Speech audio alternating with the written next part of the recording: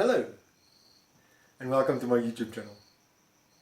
I'm changing things a little up a little bit, so bear with me.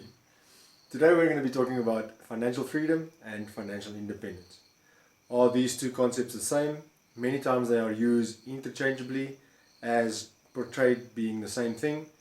But today I want to delve a little bit deeper into what I perceive these two concepts to be and what the difference are between them. And to bring my point across, I'm going to be using the analogy of the growth or the growing up of a young infant. When you look at a young infant, at a young age, they are both not free and not independent. In other words, dependent on their parents or caretaker to either carry them around or to make choices for them on where they move to and how long they stay in a certain place. As an infant grows older and starts crawling around, he starts having freedom of movement. But that freedom of movement is still not independent of what the parents or the caretakers are doing or deciding that needs to get done. What is freedom? Let's break this down a little bit. Looking at the definition of freedom, it is to be able to make your own choice or not be imprisoned or being captured. Financial freedom, in my interpretation, means that you have a choice of where you spend your money. In other words, you are free to spend the money that you earn. In other words, there is surplus between your income and your expenditure, where you can make choices of what to spend your money on. In another video I talk about spending less than you earn, and the link will be above my head here or in the description below. Now let's look at the definition for independent or independence. Independence means a state of being independent. Looking at independent means that you are making decisions without any external control or any external factors controlling your decisions.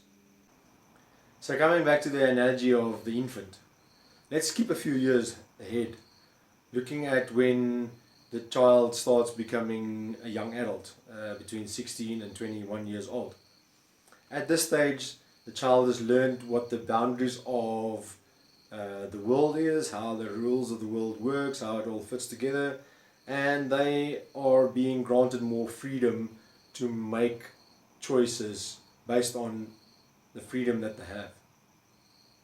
Whether it be going to run outside or sit in front of the TV and watch or play PlayStation or whatever the case may be, and as the child gets older, you also gain more independence, where you decide what the choices are that you want to make.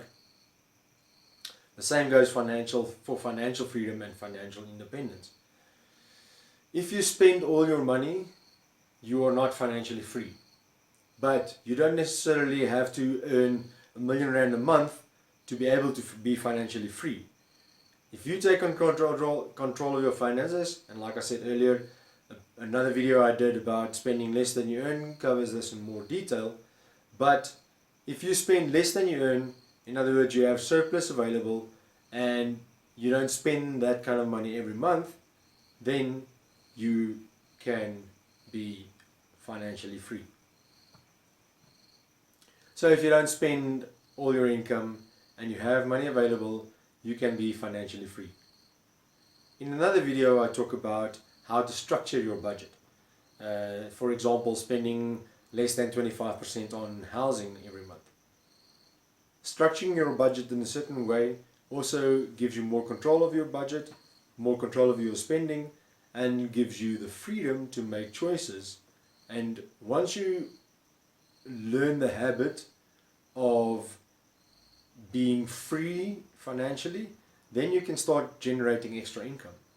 Then you can start making investments, you can choose which investments you want to make, and as that snowballs, you create financial independence. So for me, financial independence means being able to generate income and choose how you create that income without somebody else telling you where and what to do. In other words, now we start looking at multiple streams of income.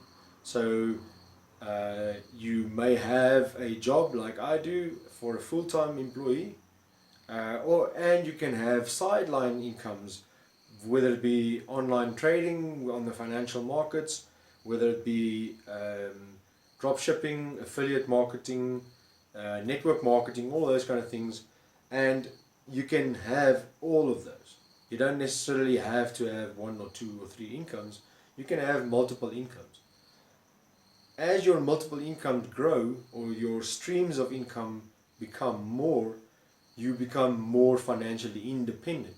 Because then you get to a point, provided of course your income streams keep on growing and are sustainable, you create financial independence. Meaning that even though you might be full-time employed, you are working towards taking control of your time.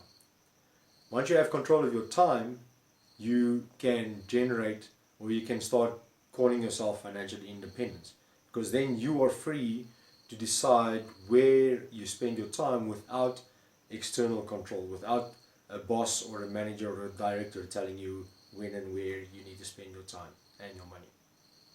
If you have these multiple income streams, some of them should be passive incomes. So in other words, income that comes in whether you work on them or not. In other words, you've built some kind of business system that generates income and can even grow without you having to spend extra time on that. Typical examples of these are network marketing, where you build a network of business partners and they grow their own businesses, and because you've invested time in the beginning, you earn income from that turnover that your business creates. If you do affiliate marketing, for example, different affiliate programs have different commission structures, but many of them will pay you for all future purchases of referred customers. So at the end of the day, you have financial freedom, you have financial independence, and part of your financial independence, and maybe even your freedom, is based on multiple streams of income, of which you want to try, and some of those multiple streams of income generate passive income. Thank you for watching. My name is Weide-Market.